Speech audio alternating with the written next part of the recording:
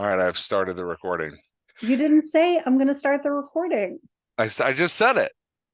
I didn't tell you in advance. Yeah, you just Yeah, pressed the button. I was kind of hoping to get you talking in the middle of a sentence. You do love to do that. Mhm.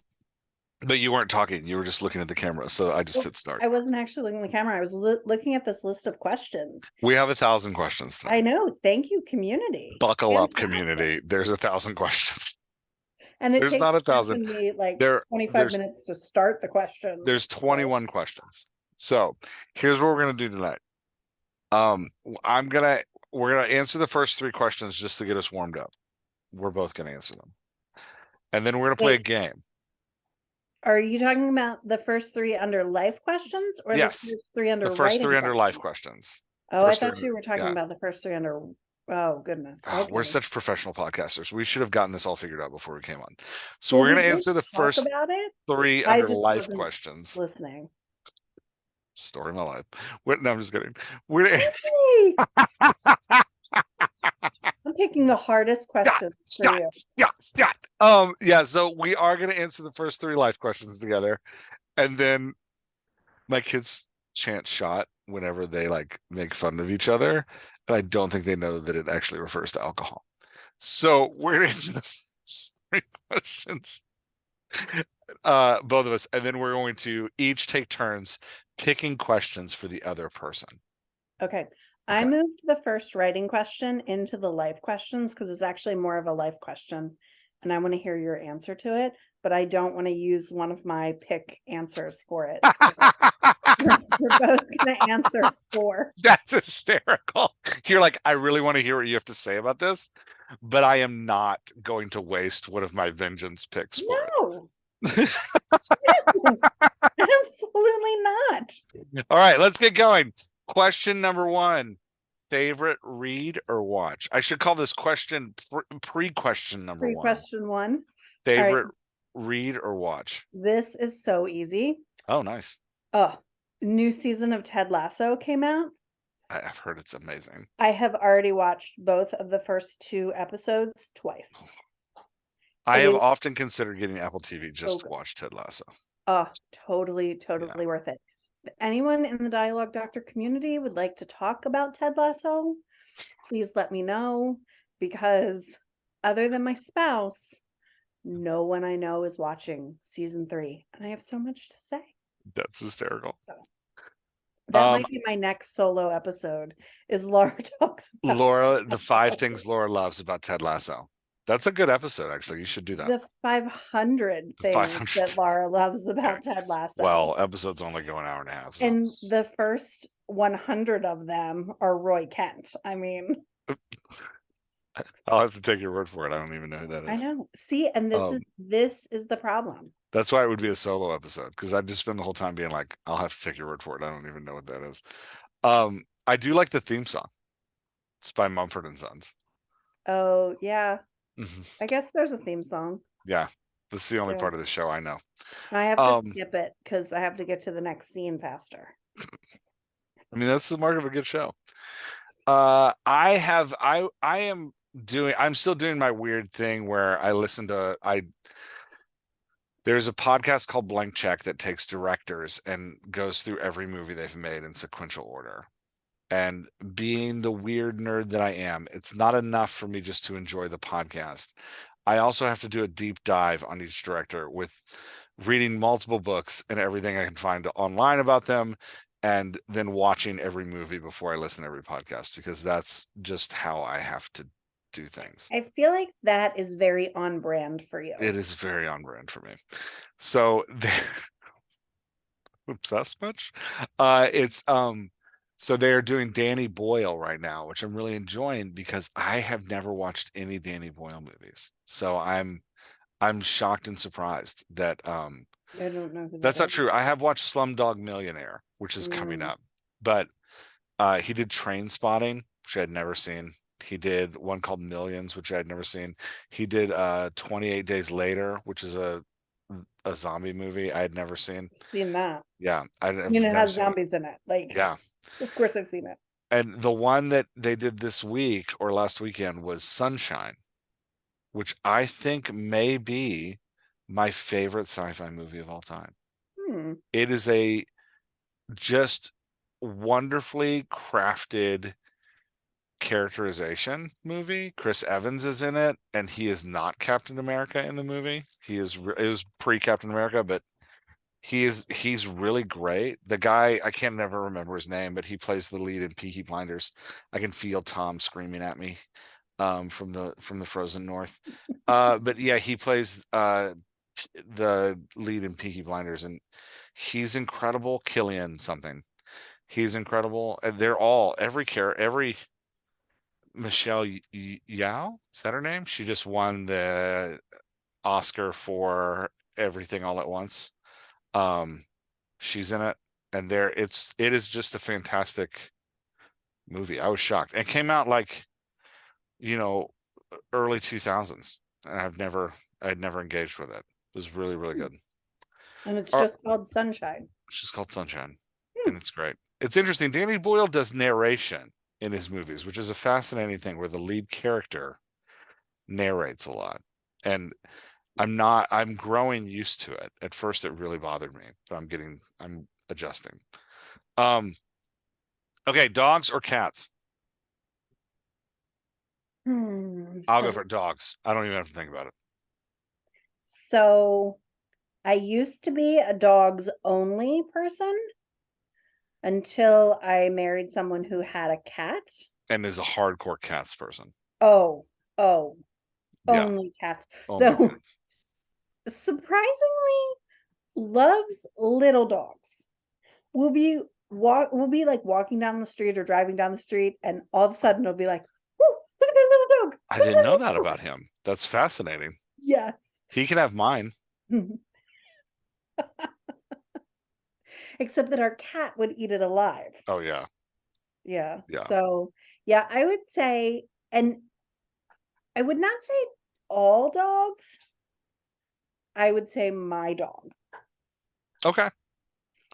I That's like fair. dogs, but I don't know that I love all dogs. Yeah. Like I don't want somebody else's dog like licking my face. I barely even tolerate my dog licking my face because dog kisses are kind of gross. Yeah. No, I'm all dogs all the time. Bring on the Okay. dogs. All right, number Okay. 3. We got to keep moving. We got like 40 of these. Oh yeah. Um, how to balance, no, I'm sorry, proudest moment of the year. Yeah, you're gonna have to answer this one. You don't have a proud moment this year? I mean, I'm proud of myself every day. I got out of No. bed today. I'm proud of I'm proud I got out of bed. I don't know. I Fair, don't really have a fair. proudest moment. I've had multiple. I've had multiple moments where I'm like, yeah, I'm really proud of that. I'm trying to think. Well, I have two that kind of bring out. We launched that new podcast. That was a Me and big Lee deal. Erdman. You and Lee. Yeah. Yeah. And I'm pretty proud of it. It's For a good one. those of you who have not heard about it yet, it's called We just came for the tacos. Just Came for the Tacos. Yeah. And it's a theology podcast. It's about the problems in the American church. The reason I'm proud of it is because it's very vulnerable. So it was not easy to do. Hmm. And it's still not easy to do. But it is, I am proud of the work that it is doing, and it is doing work. People write us. We've only got 3 episodes out, and people write us all the time. 4 episodes. People are writing us, telling us they liked things and asking us to elaborate more on other things, and which is always good. I'm also proud of the book event I held, but everybody knows about that because I put it in the newsletter last week. But yeah, I'm proud of the Everybody book event read I the held. newsletter. Everybody reads the newsletter. I refuse to believe otherwise. There are people listening right now that's like, there's a newsletter. Yeah, I introduced it at the first of every podcast. There's actually way more people that read the newsletter than listen to the podcast, which is shockingly weird to me because I think like, oh, people listen to the podcast and then occasionally crack open the newsletter, but it's actually the reverse. There's a whole audience here that reads the newsletter and decides in the first paragraph whether or not they're going to go listen to the podcast this week. Hmm.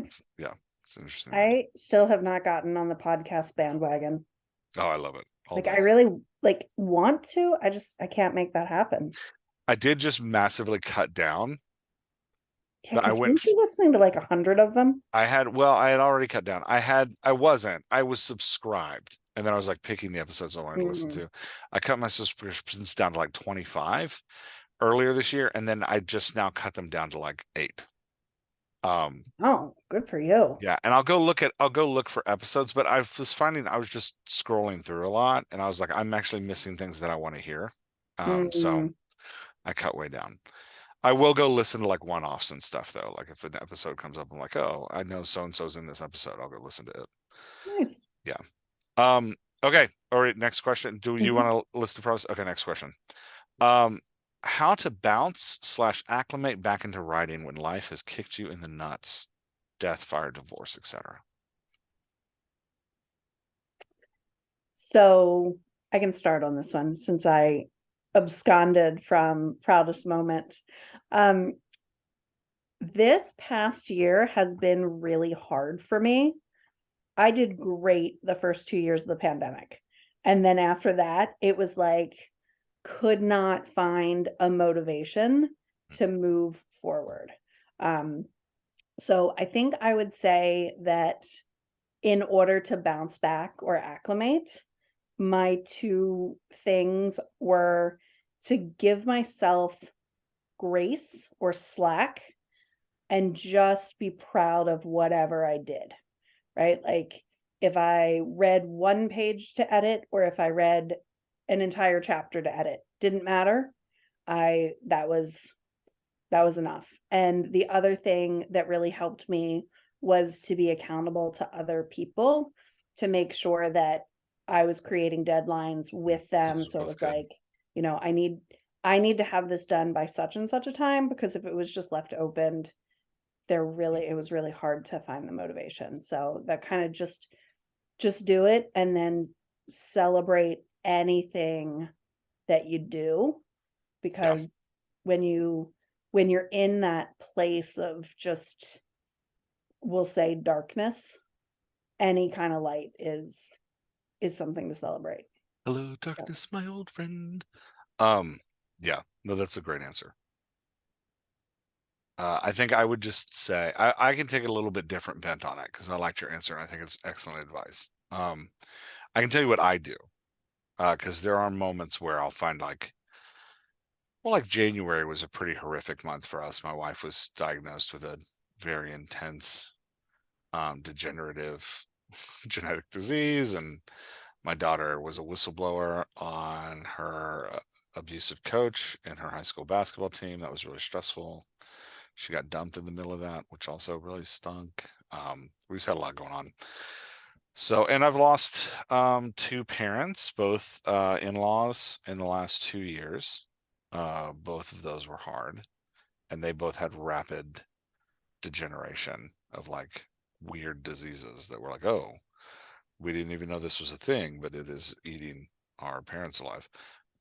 So that was it's been a weird, there's been several moments where I've just like dropped off. So the first thing I do is I remind myself that forcing it doesn't help. This is kind of what you're saying about giving yourself grace, but just mhm. turning a corner there is that like until you're ready, trying to force it isn't helpful. Because you can force it, but if you're not emotionally ready to do the work, you're going to be dissatisfied with the work that you do, and what you think is forcing motivation might actually make it worse. So the first thing is you have to, but that doesn't mean you don't do anything. That means you work on your emotional health to get yourself to a place where you're ready. So you start doing healthy practices. Whenever I have a rough, dark season, I know I'm having it because I gained like 20 pounds. So one of the first things I do is fix my eating habits. And like it's weird to say, like, how do I start writing again? I fix my eating habits. I fix my when I go to sleep and when I wake up becomes very rigid and disciplined. Like I start getting myself emotionally ready to get back to a place where I can do the work again. Um, and then when I start doing the work, it's scheduled and it has small deadlines. So it's not like so when after my mother-in-law died, I stopped writing the Vela that JP and I were working on together. Thankfully, we had like a backlog of like 12 episodes, so I could stop. But there came a point where it's like, okay, I got to get myself back into a place of emotional health where I can start doing this work again. Started working myself back into emotional health. And then I was like, all right, now I need to start doing the work. So it was like, I'm not going to think about how many episodes I need to write in a month. I'm not going to think about how many episodes I need to write to finish the season. I'm going to write this one on Saturday morning at 8 a.m. I'm going to put it in my calendar. I'm going to tell my family this is what's happening at this time and think of it as like an appointment that I have. This has to happen. And they're like, we're not even awake. So anyway, but I schedule it. I make sure that I have a small deadline. Like, okay, I got to write one episode by Saturday. And then I slowly work back into I feel like it's kind of like being an athlete after an injury. You can't just go back to playing basketball after you break your ankle. You have to go to physical therapy. And then after physical therapy, you have to start working yourself back into your stride. And when you come back, your game will be different. And that's kind of what it's like when you go through a dark period as an author, because you've got to do the work to get back in shape to write, because writing is hard and it is a sport. So you got to get back into the mental place to do the work. It's more of a sport than golf is. So and then you've got to uh shots. And then you've got Golf is to a leisure activity. and so you've got to do the work to get back to a place of health, and then you have to start small and build up again. And it sucks. It really sucks. But that's how I do it. And that's how I've sustained over 8 years, right? Like there's been a lot of crap that's happened in 8 years of writing, and that's how I've like kept going, is understanding that I'm an athlete and I have to treat this like it is my professional sport. And so Well, it's and not about, and I think the big question is, it's never about will I write again. That is not the question. The question is when. It's not will, it's when. So just go ahead and make the assumption, yes, I will be writing again. So when do I write? so the reason I wanted both of us to answer this question is, as most of our listeners know, we are like polar opposites on things. And what I found really interesting is that you are very disciplined, and I'm just a lot of chaos. And when you are in a time of crisis, your discipline tends to erode. And when I am in a place of crisis, I actually end up falling into routines. And that's actually kind of how I know that I'm in crisis, because I'm in a routine, which is, I know it's a weird and odd thing to say, but like I really thrive on things being crazy and different. And I don't know what today's going to look like because it's going to look different from yesterday. So Mhm. I definitely think that like your like return is based very much on discipline, and mine is kind of that return to like, well, I'm going to do something today. It doesn't matter what it is, but it just has to be Mhm. different than what I'm doing. So I like I again, I just think it's Yeah. so interesting to see like two sides of that spectrum. Hmm. So as we often end up Yeah. talking about from, the same thing from different sides of it. So thank you for being vulnerable and sharing all that with us. Yeah, of course. All right. Do we want to rock, paper, scissors to see who goes first? Lizard Spock or just rock, paper, scissors? Rock, paper, I don't know what lizard's buck is. If you don't watch, it's a Big Bang Theory Okay. You ready? thing. Okay. 1, 2, 3, then shoot, right? Yep. Not Yeah. shoot on three. Okay. Yeah. 1, 2, 3, and shoot. Rock, paper, scissors, shoot. Oh, you got me. Okay. I get to go first. You Oh, get to for go those of first. you who were listening and couldn't see us, I threw scissors, Jeff threw paper. All right. All right. Pick a number. Any number. All right. Should I be mean or should we ease into it? Well, you already said you're taking away an easy question because you wanted to be Well, mean. it So wasn't an easy question. It was no, just it's a on. thing. It's on All my right. Donkey Kong. Let's do number 11. Number 11. If your character is reading thoughts of someone, would you still mark it as dialogue with tags or mark them as he thought, he read, he heard? So your character is reading the thoughts That's an interesting question because it can be taken two ways. One way is like he's reading a book out loud. And if they're reading something out loud, I would mark it as he said or he read out loud, blah, blah, blah, blah, blah, blah, blah, blah. If we're talking about like a psychic here, and I think this is going to be my answer to a lot of these, like, how would you do this? There isn't a right or wrong way to do it. It's about being consistent through the work and making it easy for the reader. So as long as the reader knows what's happening and can engage in your style, it's fine. So there's not like a right or wrong. I would probably use italics. I'm just kidding. Um, no, I would try to You set it had me going apart. there for like half a second. Yeah, I would try to set it apart in some way. I might use italics. But it's the only way I would use italics in the entire book. I would probably try to set it apart in some way. The only time you So could use italics that entire year. that entire year. Yeah, I would note that the character, the psychic is reading someone's mind, and then I'd probably put what's in their mind in quotes, because what I want to avoid, however I set it aside, what I want to avoid is summarizing people's thoughts, because then you're going to get paragraphs of just summaries of what people are thinking. I would rather try to convey those thoughts as dialogue. That's my answer. All right. Do I get to pick one for you? Yeah, that's how the game goes. You get number 14. Ooh, dialogue during spicy scenes. I write romance and the characters talk dirty while they're getting it on is an endless challenge. Also wondering, has anyone asked that before, or am I the only one who went there? So I think this is the first time we've gotten it in a podcast setting, but we've gotten it in one of the mini Master classes. conferences that Yeah. we've done. And Master I I classes. do, I have coached a lot of romance authors, so I Yeah. do deal with this a lot. So the way we talk about dialogue is it is people communicating thoughts, emotions, and intentions. So yes, there is absolutely dialogue in a romance scene, but that most of the time is when the scene is getting more and more intimate. A lot of that is going to be body language and action in that conveying of the intentions and desires.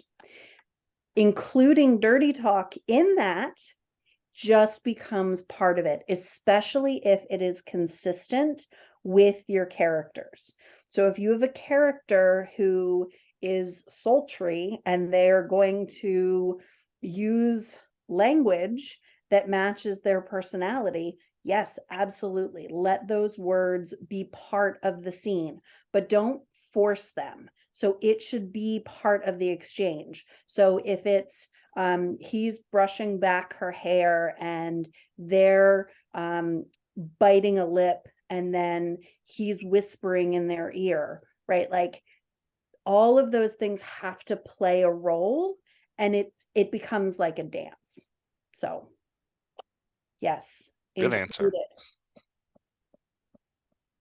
And it can Okay. be challenging because the hardest thing about a romance scene is you want to convey that intimacy without creating this like weird teenagers gossiping about what this should be like, which if it's not done right, it can feel a little weird and awkward.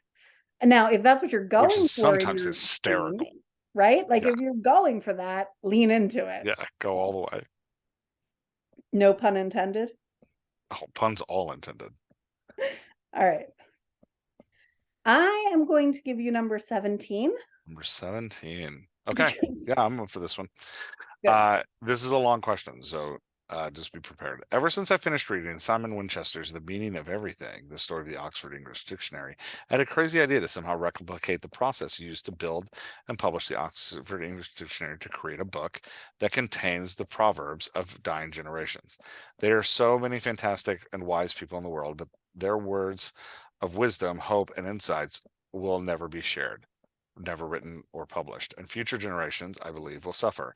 It took 70 years for the compilation and the completion of the OED, and while I'd be long gone before this gift of upcoming generations is published, maybe along the way, I'd meet people who may want to help and who would eventually take it over, as what happened with the OED. I guess my question is, what do you think? To your knowledge, has anything like this been done? I would like to use a dialogue-centric format. As I mentioned, the above is just a thought. I have an idea right now how to do it. It seems it's a seed, a kernel, however, throwing it out for comments and feel not to address this. If you don't, oh, that last part isn't relevant. Of course we're gonna address it. What are you talking about? So two answers. One, this actually is done a lot. The Library of Congress is really huge into this. They are constantly recording the stories of generations. They are constantly making record, like music collections. There's actually a big one. I can't remember the name off it of the top of my head, that takes booths around the cities and just sets up the booth and has people audio record their stories. So it does happen a lot. Like, and there's a lot of, like, I would say, anthologies of people's, like Tom Brokaw even wrote one called The Greatest Generation, which was like memories of his from his parents. So there's a lot of that. I will say, that should not discourage you from doing it. If this is a project that sounds exciting and fun to you, I say 100% go for it. It sounds great. I think it's very exciting work. I think it's very meaningful, and I do think as you do it, once you get the ball rolling up the hill, you will have people join you. Like, it's something that I think people love to do. My only advice would be, try to be specific about whose stories you're capturing. You can expand as you go, but kind of everyone's stories is a little big. Everyone in a generation is a little big.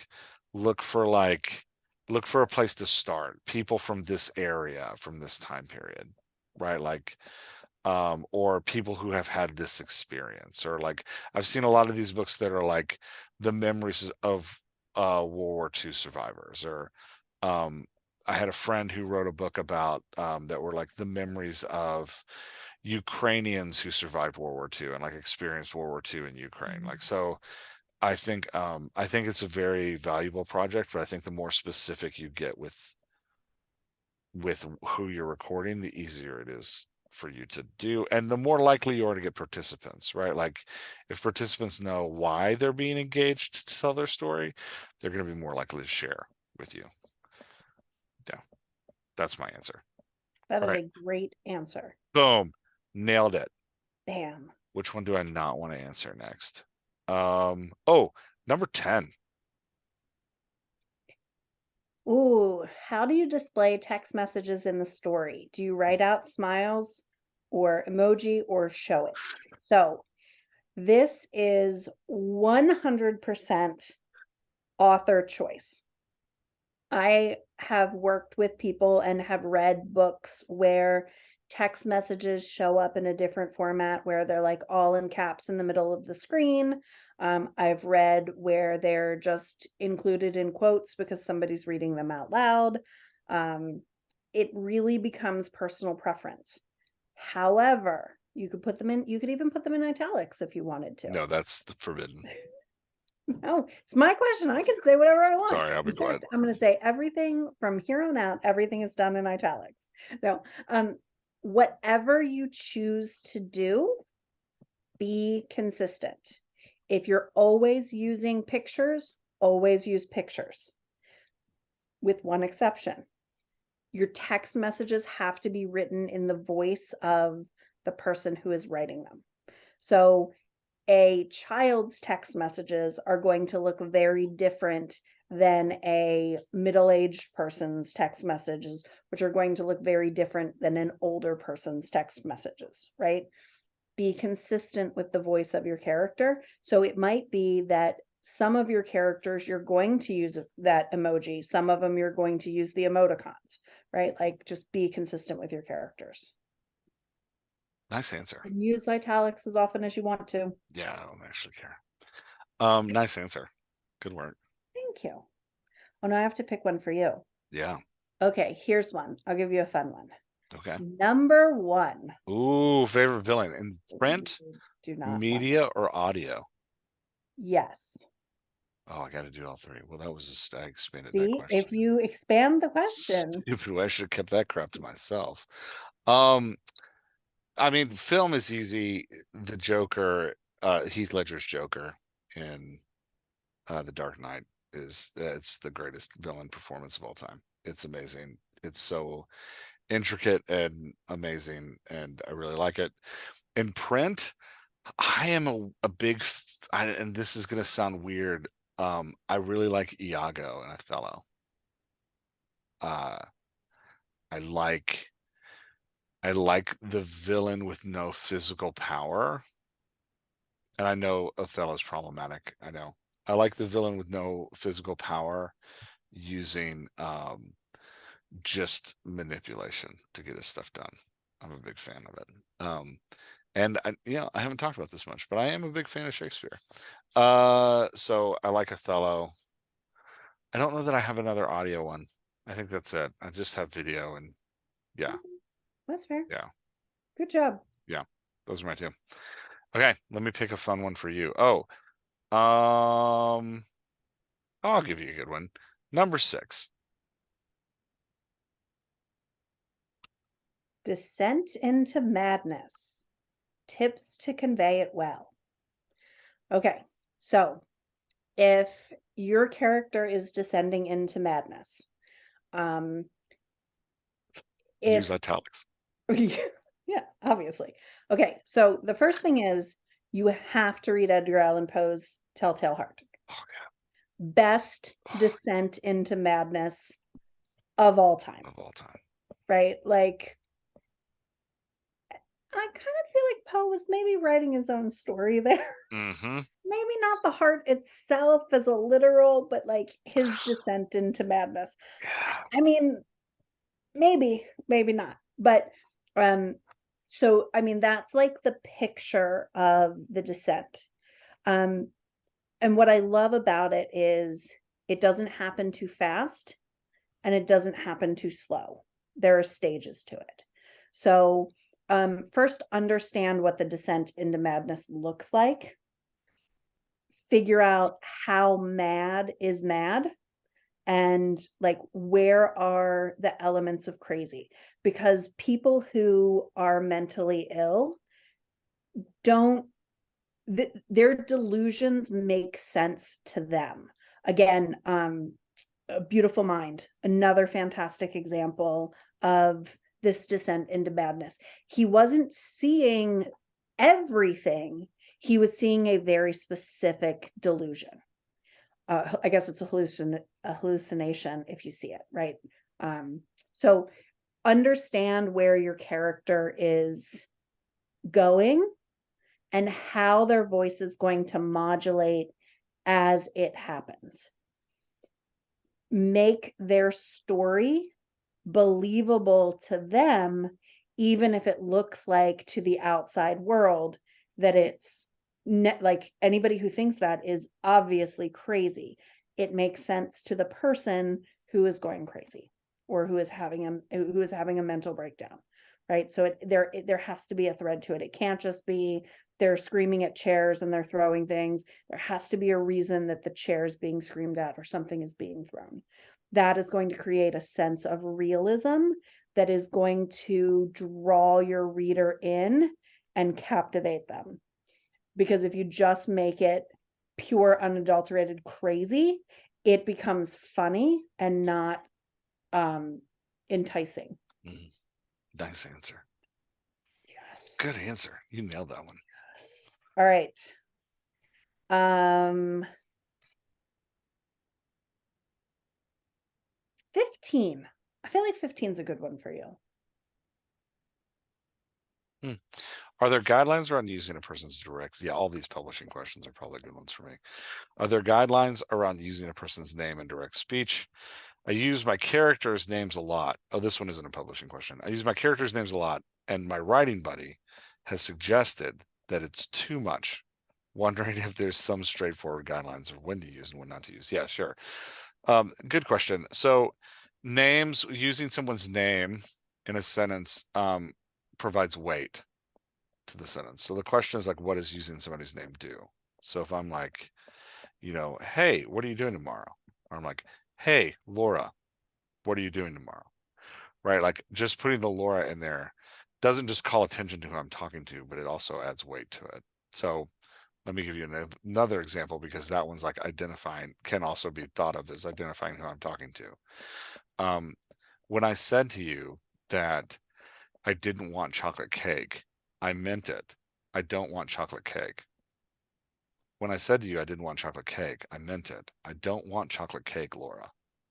Right? Like you can feel how like dropping the name in there adds weight to what's being said. So yes, if you are using it haphazardly because you're trying to avoid dialogue tags, and so what you're doing is identifying who's speaking by using the other people's names, you're adding weird weight, which is how I see a lot of authors. They're trying to like, I don't want to say he said, she said, so I'm putting, I'm using the characters' names all the time. I'm like, yeah, but you're actually changing how the reader hears those sentences. So it's a tool you can use to generate weight, to build um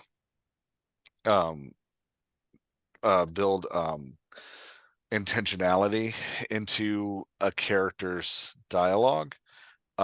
If you start using it for other reasons, it gets confused a little bit. So I just, yeah, and a lot of times, if you want to know if you're using it right or wrong, read the vocalization you wrote without the name and then with the name, just like I did, and see how it comes out of your mouth.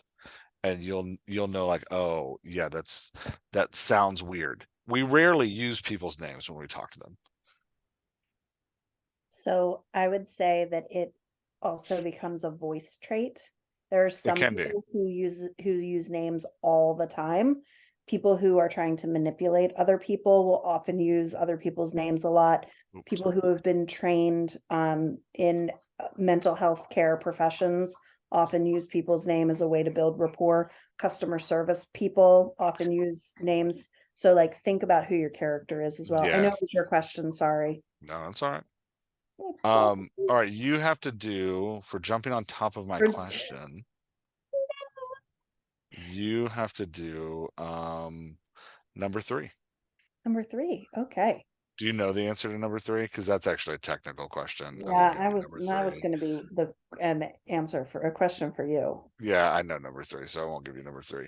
You have So, to do so wait a number. minute. You have Wait to a do minute. number nine. You have I to do jumped on nine. your question, so you just have to go and do number 3 now. No, I can do number three right now, real quick. Uh, in Paper Towns, the author cites Walt Whitman quite a bit, which enriches the story. What are the rules of citing author works and lyrics? For example, if my character either breaks out into song, singing the lyric of a Roger Hammerstein song, don't do that, or thinks the lyric is this permitted legally? It is not. So when somebody writes something like a song or another book, that is their intellectual property when it is published. There are varying degrees in which you can get away with using, in which you can get away with quoting things. So a lot of times people will quote movies. They're not technically supposed to do that, but technically they're honoring the movie. A lot of times you'll quote other like characters from other books. Also, you're supposed to get permission before you do that. Ingram Spark has a lot of really great articles on this if you want to like read all the actual legalese about it. Um, the music industry is known to be litigious about this. If you quote songs in your book and your book gets any traction, you can expect an attorney to appear and, and ask for money. So you so just know that like no, you cannot quote things without permission of the author. Again, there is in academia, um if you're quoting something in a nonfiction work and you're like analyzing it, you definitely have to cite it. You can't just quote things and not cite them. You have to cite it. But when you're doing fiction, if you're quoting stuff, you should get permission first. And so my bet is for Paper Towns, my guess is that the publishing company, the published Paper Towns, probably also owns the rights to Walt Whitman's work. That would be my guess because it's done by a major publisher. Maybe not, but that would be my guess. I was thinking Walt Whitman's work might be in the public domain now. I don't know. A lot of those copyrights get renewed nowadays. Mm, So, and that is true. You can quote things in the public domain, and there are websites that you can Google for free, and it'll tell you what songs are in the public domain, what lyrics are in the public domain, what works are in the public domain, even down to like what cartoon characters and stuff like that are in the public domain. You're going to be sad when you look at that list because there are whole fleets of lawyers that work for these companies that renew copyrights. So less is in the public domain than you think it is. So yeah. So technically you should have permission. You know, if you are an indie author who's selling like 10 copies a year and you write in there, here's a little ditty about Jack and Diane, are you going to get sued by them? I mean, you know, there's a chance, but it's low. But it's all about risk, like what risk do you want to take? So I just say no, don't. If you're writing nonfiction work and you quote somebody, cite it.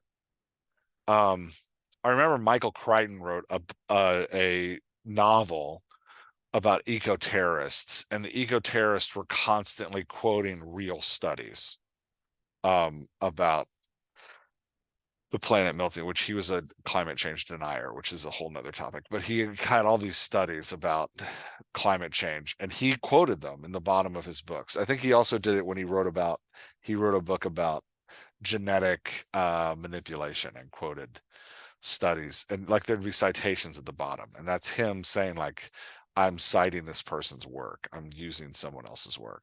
So at a minimum, in nonfiction you have to cite it.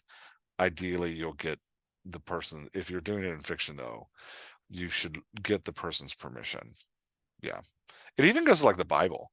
Like you can't just quote translations of the Bible. Now you get like X number of verses. I don't remember how many verses it is, but like my brother writes commentaries and he has to buy or at a minimum get permission from the translation that he's using to write that commentary. So it's a, yeah, it's not a, it is a fraught thing. I'm just giving you an overview. I do recommend Ally, the Alliance of Independent Authors, has great articles on this. Go look at Ally's articles. Ingram Spark also has some good articles and videos on this. You can go look at those there too. Oh, good now you have to do one. answer. Way to know that.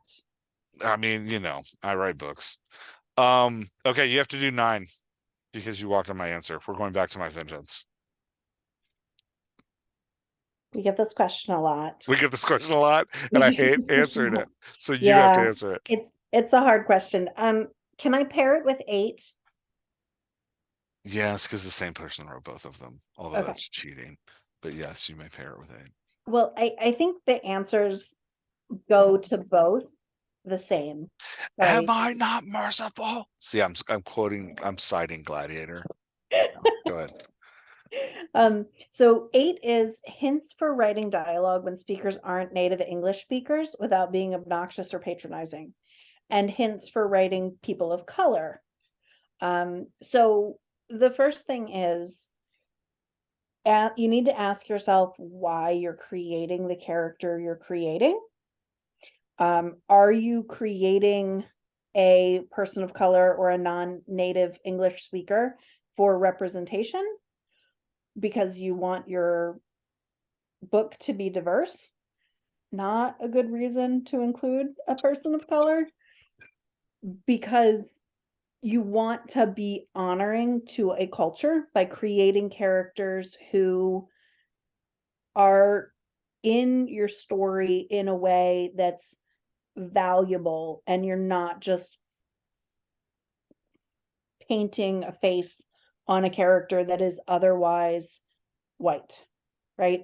So make sure that, one, you have a purposeful diversity in your story.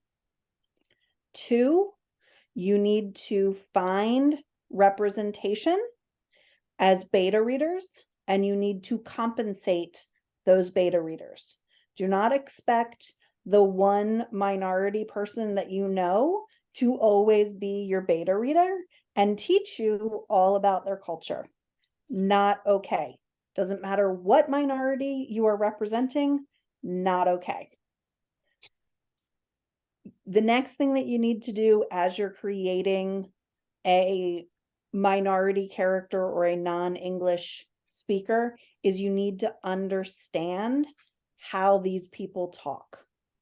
And you want to represent them in a way that honors how they talk. For example, non-English speakers tend to never use contractions because they're taught what the words are when they're learning English as a second language. Contractions are slang. They are not going to use idioms. They are not going to use just off the cuff comments. They're going to be very specific in the language. They're probably also going to use more commonly used vocabulary because that is typically taught first when you are learning a language. So if you ever learned a second language, think about what it was like for you learning that language. And that's what somebody else is feeling when they are learning English. If you are writing a person of a different culture, make sure that you are choosing accurate representation, not just some TV show that you saw somewhere one time, right? Accurate representation is what we are striving for when we are creating realistic diversity within our stories. Because yes, representation is good. We want diversity.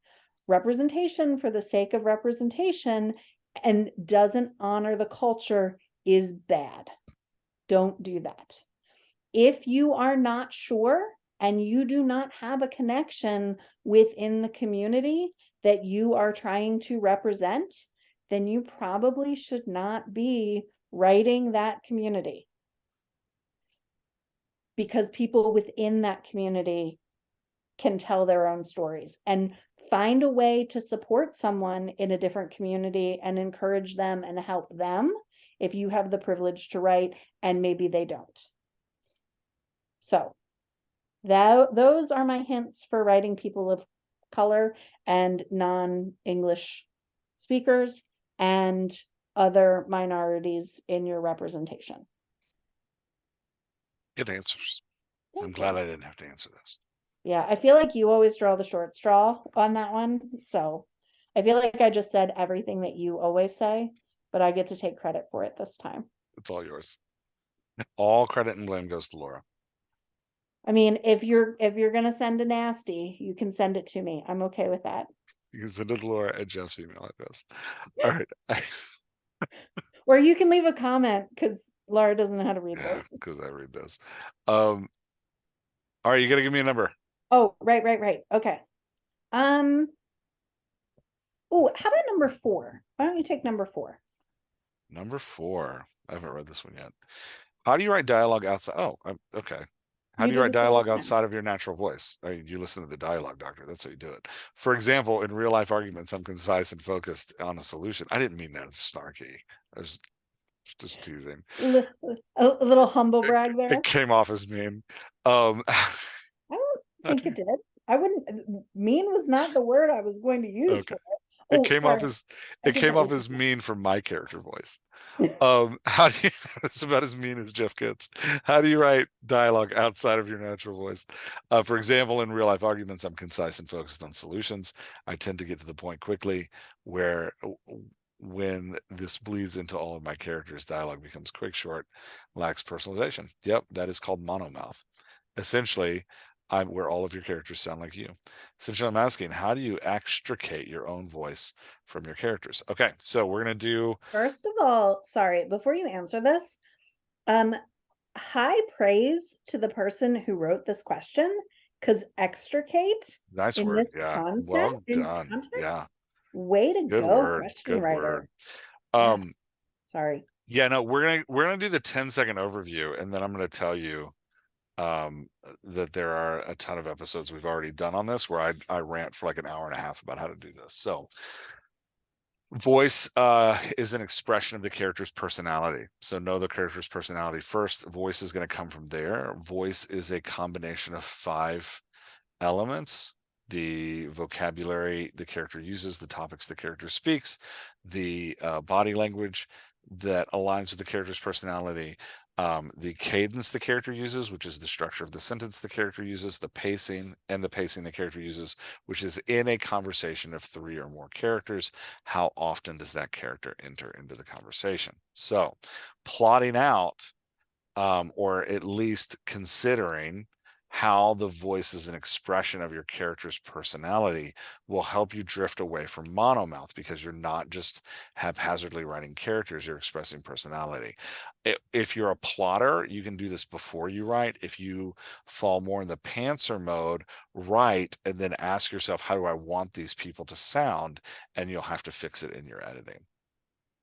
And again, there's all kinds of episodes that we've talked about this in deep detail, so I'm not going to dive into it here, but I will take a couple seconds while Laura riffs for me. She's not riffing. Fine. I I will mean, take you have a to couple stop seconds to talking. find If the episode if you number. want me to actually riff, you have to stop I'm talking finding the so that Dialogue I Daisy can. episode number All right right, now fine. as we The talk. dialogue. So Why Jeff do is going to people keep find letting us you. do these? So, hey, everybody hold on while I scroll Just something. go back to the beginning You and know, just if like, I I mean, edited, this would be better, but I don't edit. So but I mean, podcasting, I feel like this is how people get to know us, it is by is. not editing, because we don't take out all the weird stuff that we do and all the weird Okay. stuff that happens. If you want a deeper deeper conversation, I just blasted you with a fire hose for 5 seconds. If you want a deeper conversation on this, episode 25 and episode 29. In episode 25, I lay out the dialogue Daisy.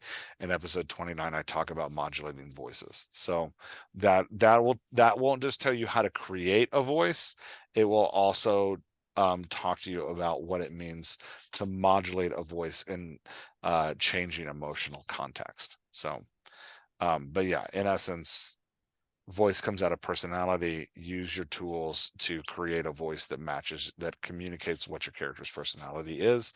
It will separate you from monomouth. Yeah. Oh, I got to pick one for you. Um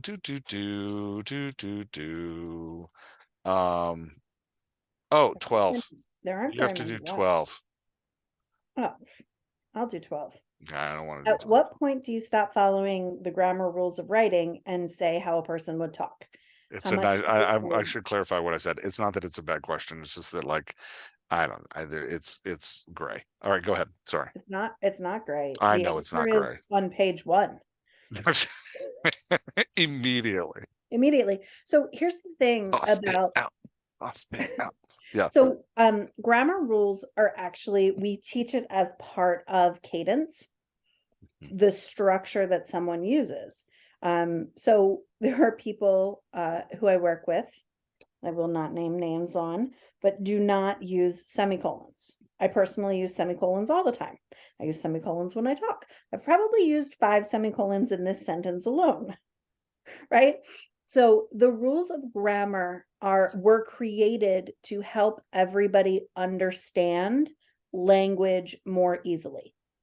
Now, I have not read it personally, but I believe there is a book maybe called Infinite Jest that does not Yeah. use punctuation at all. No, that's not Infinite Jest. What? Okay, but you That's did read it, Blindness right? by Jose Saramago. Okay, All thank you. books by Jose Saramago. Amazing. Anyway. But so grammar rules were created so that everyone was using the same structure, so that we didn't have to think about when to stop and when to pause. We created this in the same way letters were created to represent different sounds, right? So anyway, you can learn about all of that. Somebody way smarter than me wrote a book about it. But the idea is that people don't talk the way that they write. So when you're creating dialogue, each character is going to have their own grammatic sense, and you want to represent that dialogue using the same representation that the person is talking, not the way that we learned and understand grammar. So feel free on page 1 to create your own grammar rules for each character. However, you must be consistent with the grammar rules for each character. They can modulate as the voice modulates, but they can't use semicolons for the first 5 chapters and then never use another semicolon ever again. They can't always use exclamation points and then never use exclamation points, right? You have to be consistent with what your grammar rules are, because otherwise your readers will get very confused by which character is which, because you've created the sense. It's the same thing that we talk about when we talk about what formatting do we use for text messages, or when is it okay to use italics. It's your story. Do what you want to do, just be consistent, because when you're not consistent, it creates reader burden. And you want any reader burden that you create in your story to be intentional and to add to your story, not to create something that your reader is going to think about instead of your story. Good answer. Thank you. Why don't you take 13, which is actually also number 7? Oh, It's not exactly the same, but the 2 questions are so similar. I don't know how we would not I answer gotcha. those at Okay. the same time. Number 7. How about using inner monologue? Specifically, how do you balance using tags if you're in third person? Number 13. I've heard it's good to slowly introduce inner thoughts and inner dialogue when writing third person limited versus jumping right onto them on the page. Is that true? What's the best way to approach this style of writing? Okay, so let's just talk about inner monologue in general. Inner monologue, I'm going to define some terms real quick. Inner monologue is the character's inner thought. Often, if you're writing first person POV, you have a ton of inner monologue because the character's inner thought is the narrator. Unless that first person POV is writing from the future, and then you'll also have the character's present inner monologue and then the narrator's take on what's happening.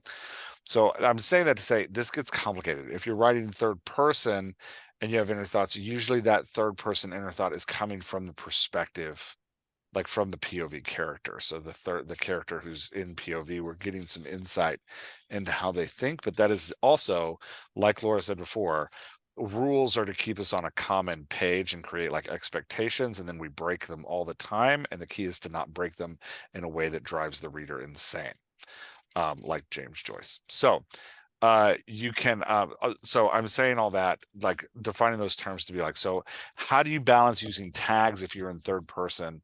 I think the best book that I've read recently, the best writer I've read recently who's really a master of this third person close giving inner thoughts is TJ Klune. Under the Whispering Door and The House in the Cerulean Sea, he does a great job of this.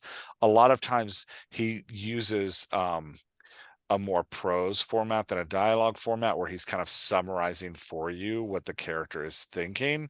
It doesn't operate like a summary though, because it summaries tend to take us out of the action, but because he's summarizing a present thing, it makes us feel like we're in the action. So he doesn't put inner thoughts in dialogue. He uses them in prose, and it's in exposition, not in prose, in exposition, and it's a good technique, especially if you can get really quick with it like he is, back and forth. If you're, other ways that people do it is they set the inner monologue aside as kind of constant running commentary, and they use conversational spacing in paragraphs to make it look like, but they don't put it in quotations. So that's another thing I've seen, is that, like, so if you have 2 people talking, you've got 3 voices there. You've got the character's external voice, the character's internal voice, and then character B that's speaking. Character A's external voice and character B's external voice are in quotations. Character A's internal voice is not in quotations. So but like we've said a couple times here, the key is to make it specific. Make it consistent. Know what you're doing, be strategic, and do it all the way through the book. That's what's important. Is and Not when I say do it, this is another thing I see authors doing. When I say do it all the way through the book, if you're using an inner monologue and it is part of the character, that inner monologue needs to participate like a character in the scene. They have to be in every segment. You cannot have a topic of conversation in which the inner monologue disappears for no reason. The inner monologue, if you're using an inner monologue, as most authors do, as this like running commentary on what's happening, you have to have that inner monologue throughout the book. There cannot be large sections where it disappears. So like a lot of times I'll be editing an author and like they'll have a really strong inner monologue for the first 2 pages, and then they get into the conversation and they kind of forget that the character is supposed to have an inner monologue, and the inner monologue will disappear for like 3 pages, and then all of a sudden like just pop back in. And my question to them always is like, okay, did this character stop thinking? Is that, and that's fine if that's what's happening. If the character stops thinking, great. But is that what you want? Because that's what's happening on the page. So it's that kind of like, let's be specific about what we're doing on the page. Let's be strategic. I keep using the word specific. Let's be strategic about what we're doing on the page. Um, I have never heard this rule about not jumping right into inner monologue, and I know a lot of great books that start with the inner monologue. I think uh oh, she wrote Big Magic. I can't remember her last, Elizabeth, but I can't remember her last name. She wrote Eat Pray Love too. Tom, yell louder, Tom. Um Elizabeth Gilbert. Elizabeth Gilbert does this a lot. Like she'll have like strong inner monologue Thanks, right off the Tom. bat. Huh? Thanks, Tom. Thanks, Tom. Yeah. She'll have strong inner monologue right off the bat. But yeah, no, I haven't heard that. Again, how often the character has inner monologue and how you use that inner monologue is actually part of the character's voice and tells us something about the character. So if the character doesn't talk a lot but has a lot of inner monologue, then we know that this character has a rich interior life but doesn't is either shy or guarded or untrusting, right? Because they're not willing to share what's happening on the inside with what's on the outside. If a character has a very like um seldom inner monologue that just points out what's happening in the scene, that person doesn't have a rich interior life, right? Like that character is as a character that thinks like, I'd like that cheese. Right. Like, and that's a great character. Like, let's write that character. But it is that like, how you construct that inner monologue is about communicating to your reader who your character is, which allows your reader to bond with that character and go on the journey with them. So yeah, I hope that I rambled a lot there, but I hope that helps. That's my answer.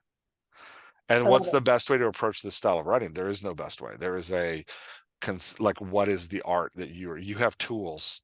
You are building a bridge between your mind and the reader's mind. What kind of bridge do you want to build?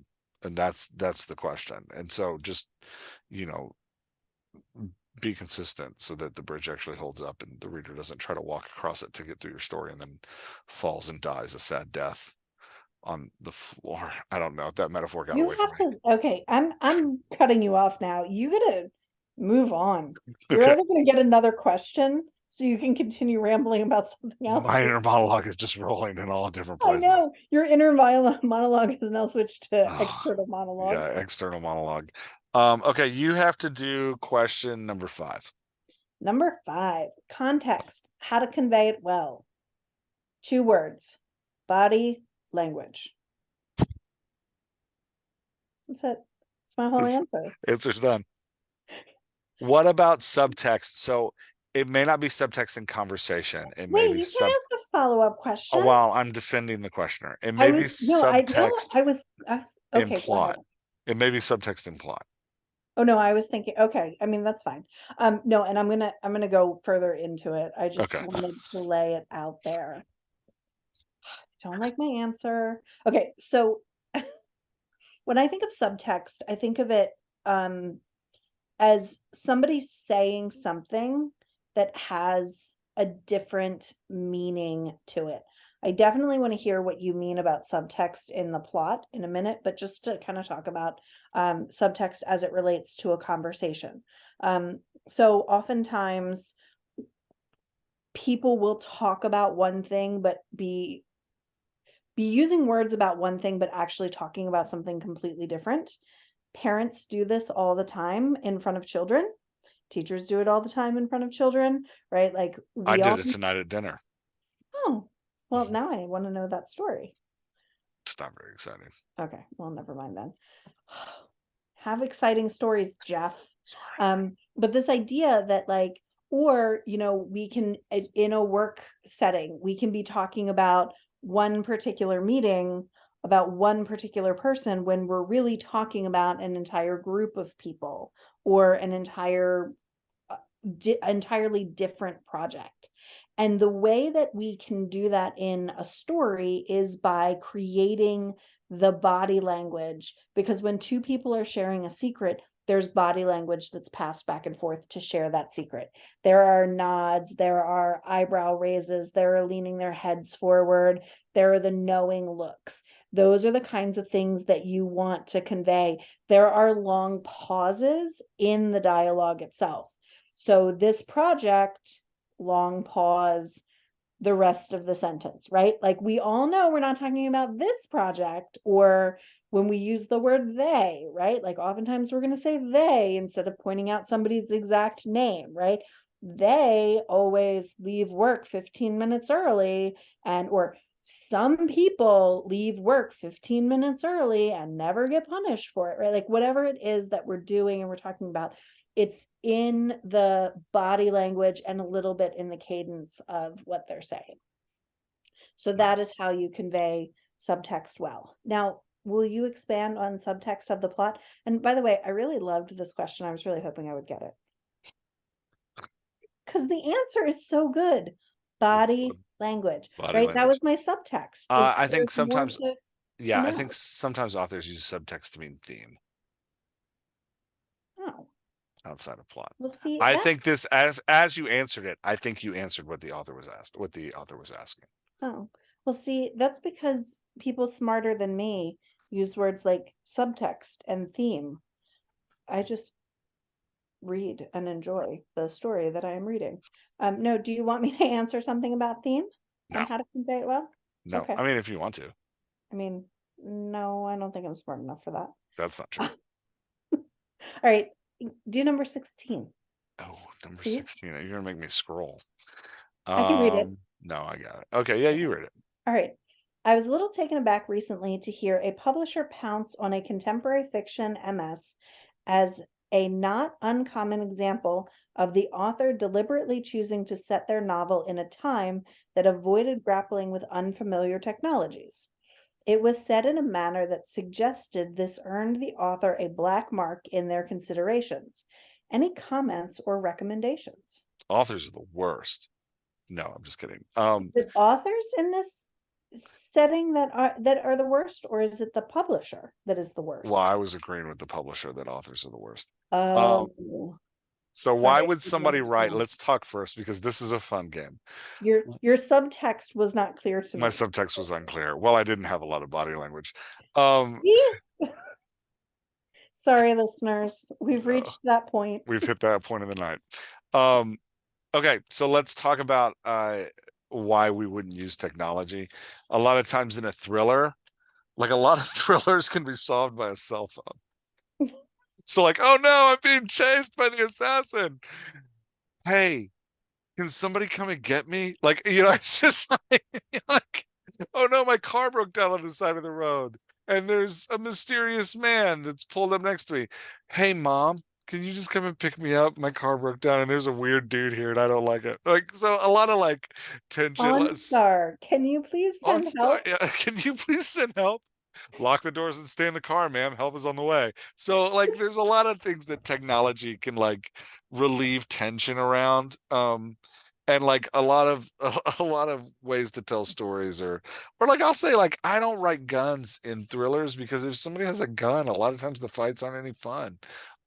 So yeah, but there's so technology does like can take away interactions that we want to have. So I know a lot of authors that like will write in the 80s. I think I heard JD Barker talking about this, how he wrote a book in the 80s because the minute he gave one of the characters a cell phone, the whole book takes place in a car. The minute he gave one of the characters a cell phone, the book was over. So it's yeah, it's a thing we do.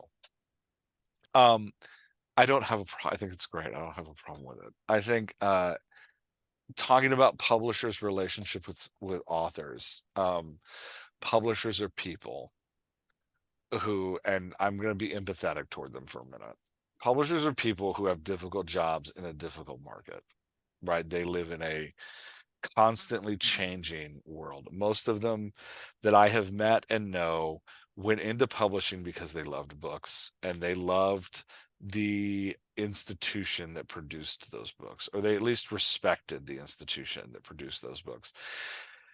And in the, early 2010s, all of us dirty, grubby indie authors hustled our way right past their gates. And we're like, there are no gates. There is no spoon. We can do what we want. And that made their life very chaotic. I did it just to see that look on your face. Listener Laura is making a look because I said there is no spoon. And she, Every every episode time, that we do, every every episode, Q&A, you have to find a reason to say there is no I've been spoon. In looking fact, for it the whole time. I almost I did it when think we were that talking about rules. I think you submitted this question just so you could get to Just this so I can question. say that. Yeah. So I say that to say I don't fault a publisher for venting about what they get. A lot of manuscripts, they read a lot of stuff, they see a lot of trends, right? And so I don't blame a publisher for venting about the trend. The thing is, publishers are not monolithic. So this one publisher may not like this trend. It's likely there's five other small publishers that love it, right? Like, so, one publisher can pop off about like, I'm so sick of the fact that every murderer has a cat, right? And then there's like three other publishers that are like, oh my gosh, your murderer has a cat. That sounds amazing, right? Like, so they're not monolithic. And when you're looking for a publisher, especially if you're looking for small publishing houses, you're looking for a good fit between you and the house publishing your stuff. So, should the publisher have, I don't know this quote or where this came from, should the publisher have popped off publicly about this? Probably not, but publishers are people, they have hard jobs, like I get it, we all pop off about our jobs all the time. Is that a thing that like, oh, authors should stop writing in places where there's no technology? Well, sorry, post-apoc writers, there's no more post-apoc for you. Like, no, it's not like, no, you can write whatever you want. So, and this specific, but don't take that to this publisher. I would, if I was looking at this publisher and I was going to take a book to them to try to get them to publish it, I would make sure I'm taking a book that has technology in it because it's clearly what they want, right? Like, so, don't be like, hey, I heard that you said this about technology and I know that you don't like it. But this story is amazing. You're gonna love it, even though I put it in the 80s, so that I don't have to deal with cell phones, right? Like, so yeah, just have empathy for publishers. They most of them are doing their best, right? Like most of us are just trying to do our best. So most publishers are doing their best. This publisher probably really regrets making that comment in public. Well, Because especially now they've heard you defend them. Now they feel, that that's right. the doctor had to come to their aid. That's So, right. um, two comments. One, everyone is popping off about their job. I think you and I need to have a day job conversation. No, that's the thing, is I get to pop off I'm, in I'm, private. I'm totally kidding. I love it. The second thing is, kudos for monolithic. Thank you. Way to use Thank you. monolithic in a Thank sentence. you. I've been reading a lot of Langston Hughes. I bought the annotated works of Langston Hughes. It's like every poem he ever wrote, and he's expanding my vocabulary and Nice. making me sad about how terrible white people are. But yeah, I but it's mean, amazing. It's great. It's great reading every night. But yeah, anyway. This is a weird side note. All right. Oh, I got to give you a question. Do we have a question Just, left? Are we all out? we have one question One left, question left. Can you both talk? Can you both talk? Did they really say both talk? Can you yeah, both talk which is about? great that it's the last question because then we Oh, both can talk about it. okay, that's fair. We did not say this on purpose. Can you both talk about setting up the voice of your villain to be the counter of your protagonist? Why do they want us to both talk? They think we're going to disagree?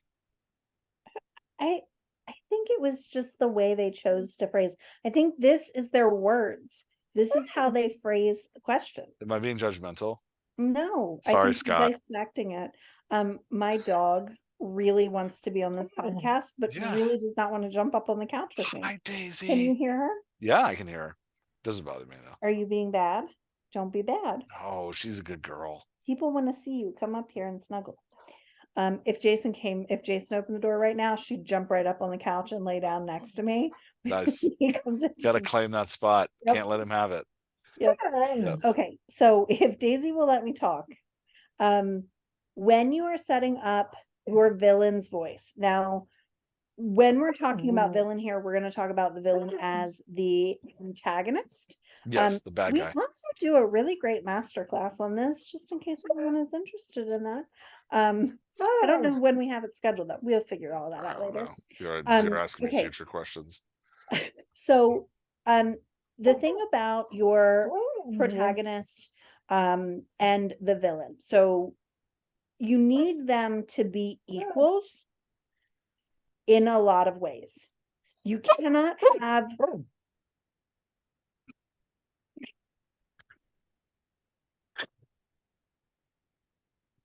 Poor I'm gonna see if she Daisy. only barks when I talk. That's what was Okay. happening. I don't know. She must really want something. Okay. Totally distracted me. You need them to be equals. You can't have a villain that's a bully that is beating up on a protagonist or on your like weak protagonist. Even in J.K. Rowling's Harry Potter and the Sorcerers, the whole Harry Potter thing, the villain in that is the match to a 13-year-old because he is weak, right? Like, she didn't create this strong, powerful villain that's picking a fight with a 13-year-old, right? Like, you have to balance your villains. You also have to give them some commonalities beyond just their power, because the idea is that you want your readers tend to be compelled by this idea that one small thing makes the difference between somebody choosing one path versus the other path. So finding some commonality that allows them to be, again, equals, but on different sides of the same situation, because I do not have a very good vocabulary today. They're doing different sides of the same situation. So that's more about like how you're setting up your character background. When you're setting up their voices, it doesn't actually matter what their voices sound like. But again, when they actually come together, you want them to be fun to watch together. And the best example of this is Boyd Crowder and Raylan Givens in Justified, right? Like, they're both long-winded in their dialogue. They they both use more words than they need to, but when they come together, you can see the distinction between how much more prolific Boyd is than Raylan, right? But they both have the same background. They were both raised by fathers who were criminals and with absentee mothers, right? Like, you never hear about Boyd's mother. So they both grew up in the same town, the same choices, the same whatever, and they end up in different paths. And they're counter to each other through the whole story, but it makes it a fun story because they have very similar voices and yet they're very different people. Yeah, I think that's all. I don't have anything to add to any of that. I think it's all good. The only addition I would make, and this isn't a necessity, but my favorite villains challenge the protagonist to be the worst version of themselves. So the protagonist typically, well, let's take the Superman problem. Superman could stop Lex Luthor if he would just punch him in the face. That's all it would take. He could he could stop his arch nemesis if he would literally just be the worst version of himself and punch him in the face. But the what makes a great protagonist struggle is that the protagonist has to reject that impulse and instead figure out how to defeat the antagonist while becoming the best version of themselves. So, like I said, my favorite um, villain in film was Heath Ledger's Joker. He's constantly pushing Batman to the Christian Bale Batman to join him in violence and chaos. He's constantly pushing him to join him in violence and chaos, and there's multiple times where it's like, yeah, you could just end this if you would just shoot me. Like there's actually one specific scene I'm thinking of where Batman is driving at him with a motorcycle and the Joker is just going, come on, come on, come on, come on, come on, come on, come on, do it, do it, do it, do it, do it. And he's like, it's this like pushing him to, and at the last second, Batman veers out of the way. But it's that like, that's what you want in that antagonist protagonist relationship is you want the protagonist could defeat the antagonist if they gave into their worst possible impulses. And when it's really artful, giving into those impulses would make them a version of the antagonist. And so that there's yeah, I would add that in there a little bit. I like that. Again, not necessary, but is fun when that happens. Yeah. I Agreed. And I like that you brought it around to antagonist. I was speaking of it specifically as villain, mhm, which villain and antagonist in the dialogue doctor community are not mutually are not exclusive. mutually exclusive. Yeah. I also I was recently talking with a client about we were talking about voice studies and kind of great antagonist protagonist pairings. And since we're talking about superheroes, Spider-Man Far From Home, the first Tom Holland Spider-Man, where Michael Keaton is the bad guy, um, man, they are a perfect pairing in voices. Tom Holland is naive and excitable and youthful and he likes to is trying to have fun as he like achieves this dream. Michael Keaton is responsible and serious and dark, and they both very much care about the people in their lives. Like you were saying, they share that like mutuality of they will do anything to protect the people in their lives. And that impulse has put them on opposite sides. And so there's a fantastic conversation. If you want really great subtext, and died to go back to another conversation, there is a conversation in that movie where Michael Keaton figures out who Tom Holland is as Tom Holland is taking Michael Keaton's daughter on a date to prom. And there's an amazing, and Tom Holland knows it. And there's an amazing set of questions that happen, like questioning that happen, where the teenage girl in the car is completely oblivious as to what they are talking about. And then she gets out of the car and the subtext goes away. And it goes away when he reaches the glove compartment and takes out a gun. It's fantastic. It is the best, one of the best like hero villain protagonist scenes. But it is that there is a moment all through that movie where if Spider-Man would resort to being the worst version of himself, everything would go away. If he would quit being Spider-Man, it would go away. If he would lean into his like, I just want to be the cool high school kid and stop with this whole like I'm going to try to save the world thing, it would go away. It would also go away if he would lean into the other direction of himself and just let Michael Keaton die multiple times. And that like that would also work. So he's torn between these like being the best version of himself, or multiple options of a terrible version of himself through the whole movie. It's really great. Antagonist protagonist pairing. Yeah. Anyway, But if we go back to Batman and we go to Val Kilmer's Batman, I'm where he Batman. says, I can't be just one or the other. I am both. I think it was the Val Kilmer Batman. Ugh, I stopped watching I've after that. erased that Batman from my mind. I do not remember that Batman. No, I do not believe he exists. Him no, and the George Clooney Batman, none of them no. exist. They are not real. I stopped watching Batman after that. Oh, I love them. Batman and Dude, Spider-Man keep are cranking them out. not Just my keep them favorite. coming. I will watch them for the rest of. I will be 80, and they'll be like, "We have a 15th Batman out," and I'll be like, "Let's go. I'm here for it. Let's do this." Yeah. All right.